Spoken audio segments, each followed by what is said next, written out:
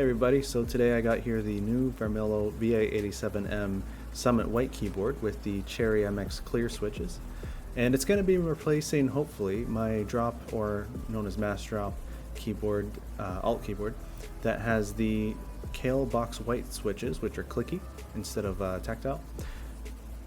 And I also have here my Corsair keyboard, which has the Cherry MX silent switches. Now let's get right into it. I'm not going to keep you waiting, and here's the first typing test with the Varmilo keyboard.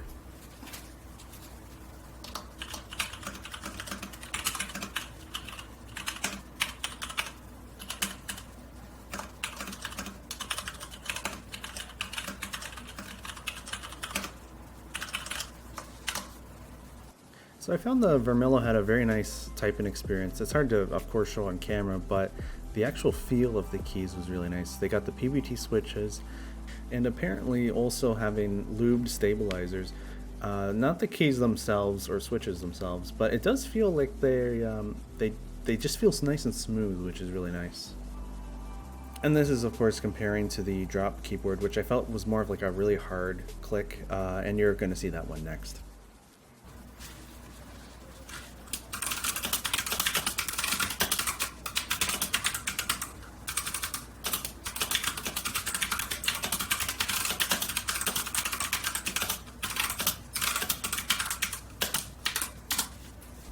So both keyboards are actually really high quality, and I'm really impressed with both of them. So just based on this is really more on your opinion, what you prefer. I do prefer the tactile versus the clicky, but after the next couple of keyboards, we're going to go into a more in-depth review of these, and it's all the little things that kind of add up. And I mean, some features are better on the drop keyboard than the Varmilo, and vice versa. So now let's switch to the Cherry MX Silent on the Corsair.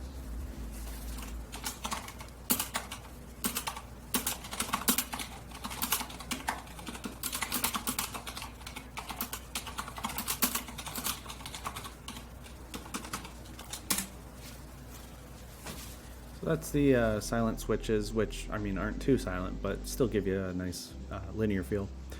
And let's move on to the bottom of the barrel one here, this little Mac or iPad Bluetooth keyboard that I got on eBay.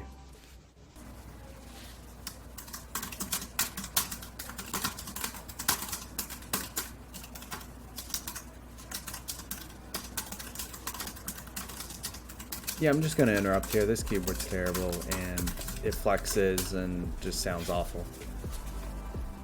So the first thing you'll notice when you unbox this and go to set it up is that it uses a mini USB connector, maybe for 2005 nostalgia, but I really don't know why they went with this. But I can say it was actually really durable, and they did not cheap out on the cable like I was worried they might have.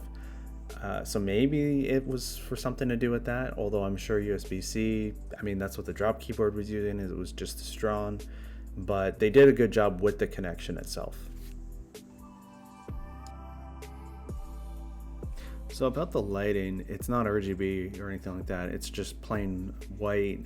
They have two modes, dimmed, breathing, and always on. And that's it. But I mean, it's easy to change. You just use the function key and the arrows there, so it's not too bad. Now the keycap design itself is mainly what drew me to this keyboard. I just kind of like this outdoorsy theme here, and it's not really anything that you see anywhere else, because what does this really have to do with keyboards? And you can see the coordinates there are actually for a mountain up in Norway, just outside of Oslo. I don't know what that has to do with the Chinese keyboard manufacturer, but hey, it's something different, right? So there you go. So what I think might also explain the design was that on the back of the keyboard it said designed by mudflats in Denmark, and maybe their closeness to Norway might have helped influence it. I mean, Denmark's a pretty flat country overall, so mountains, Denmark, I don't know. But hey, it's a nice design, so that's why I bought it. So one nice thing about the mass drop keyboard here is that it has USB-C, and it has two USB-C ports. One of them is pass-through, so you can take a USB stick and plug it in and use it in Windows, or just plug in your phone on the one side and it'll charge that too, which is really nice to have, which is one feature that I really do miss on the Varmilo.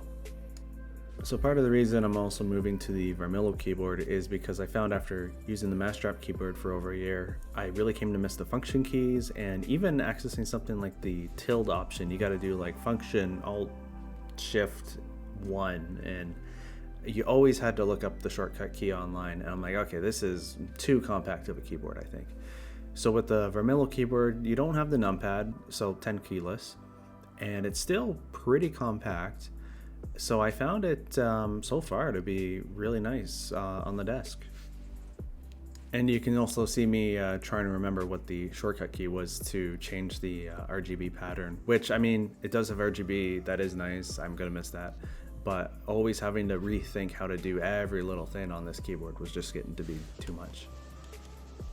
So one other thing was the drop keyboard had a nice aluminum frame and Varmilo's plastic, but it's actually a really nice plastic. I thought it was going to be pretty cheap, lightweight, but no, this has some weight to it.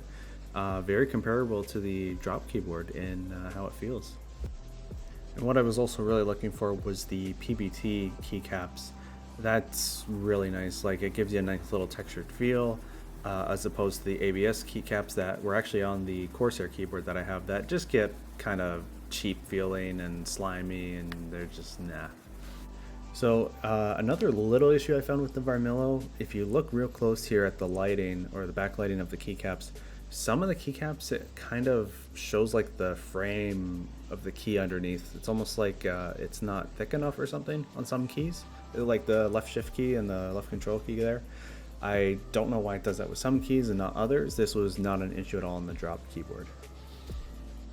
So there you have it. That was most of the differences I just wanted to show between two of these premium keyboards. And the Varmilo itself is a much better price, especially if you do want the function keys.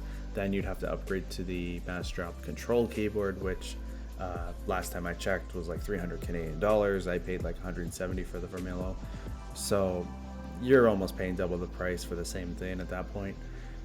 So yeah, thanks for watching, everybody. Leave a comment if you want to, like, dislike, whatever you want to do. Subscribe if you want, hit the bell icon if you want. You can't really do that unless you subscribe, so hint hint. But hey, yeah, thanks for watching. See ya.